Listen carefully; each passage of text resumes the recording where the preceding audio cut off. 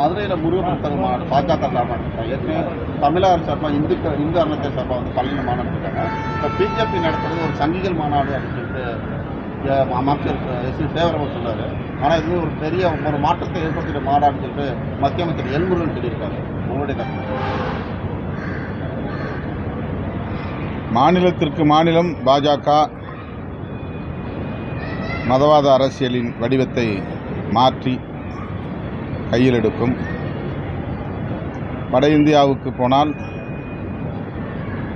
விநாயகர், ராமர் இந்த அரசியலை எடுக்கிற பிஜேபி, மேற்கு வங்கத்திற்கு போனால் துர்கா, காளி என்று வேறு வடிவத்தை எடுக்கிறார்கள். தமிழ்நாட்டுக்கு வந்தால் முருகனை கையில் எடுக்கிறார்கள். இது அவர்களின் அரசியல் உத்திகளுள் ஒன்று. பிற மாநிலங்களில் இந்த மதவாத அரசியலுக்கு மக்கள் மயங்குவதைப் போல தமிழ்நாட்டில் இவர்களின் மதவாத அரசியலுக்கு ஒருபோதும் மக்கள் மயங்க மாட்டார்கள். முருகனும் மயங்க மாட்டார்.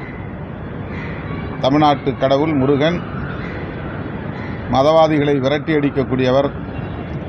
சங்கிகளுக்கு தமிழகத்தில் இடமில்லை என்பதை வரவிருக்கிற 2026 தேர்தலில் உறுதிப்படுத்துவார். ஆகவே அவர்கள் என்ன மாநாடுகளை போட்டாலும் அது தமிழ்நாட்டில் ஈடுபடாது.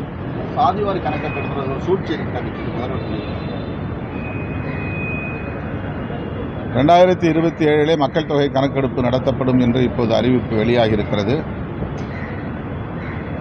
அவர்கள் ஆட்சியில் இருக்கும்போதே அதை செய்து முடிக்க வேண்டும் என்கிற முனைப்பில் இதை முன்னெடுத்திருக்கிறார்கள். அதை வரவேற்கிறோம். 2021 நடைபெற்றிருக்க வேண்டிய மக்கள் தொகை கணக்கெடுப்பு தள்ளி போனது. 2031 தான் எடுப்பார்கள் என்கிற ஒரு நிலை இருந்தது. நல்ல வேளையாக இவர்கள் ஆட்சியில் இருக்கும்போதே 27 தொடங்குகிறார்கள் என்றால் 2029 நாடாளுமன்ற பொதுத் தேர்தலை கணக்கிலே கொண்டு இந்த நடவடிக்கையை அவர்கள் முன்னெடுக்கிறார்கள் என்று நம்புகிறோம். மக்கள் தொகை கணக்கெடுப்பு நடத்துகிற போது சாதிவாரி கணக்கெடுப்பு நடத்தப்படும் என்பதையும் அவர்கள் அறிவித்திருக்கிறார்கள். அதையும் வரவேற்கிறோம். அதற்கு பிறகு நாடாளுமன்ற தொகுதி மறுவரையறை அமைப்பதற்கான குழு அமைக்கப்படும். அதில் தென்னிந்திய மாநிலங்கள் பாதிக்கப்படும் என்கிற ஒரு கருத்து வலுவாக உள்ளது. அதன் அடிப்படையில் தான் நம்முடைய தமிழ்நாடு முதலமைச்சர் அவர்கள் ஃபேர் டீலிமிட்டேஷன் என்கிற பெயரில் ஒரு கலந்தாய்வு கூட்டத்தையும் நடத்தினார். மத்திய அரசுக்கும் தென்னிந்திய மாநிலங்கள் குறிப்பாக தமிழ்நாடு பாதிக்கப்படக்கூடாது என்பதை சுட்டிக்காட்டியிருக்கிறார். முதல்வர் அவர்களின் இந்த கருத்தை விடுதலை சிறுத்தைகள் கட்சி ஆதரிக்கிறது. ஏற்கனவே அதை நாங்கள் சுட்டிக்காட்டியிருக்கிறோம். எந்த மாநிலமும் பாதிக்கப்படக்கூடாது.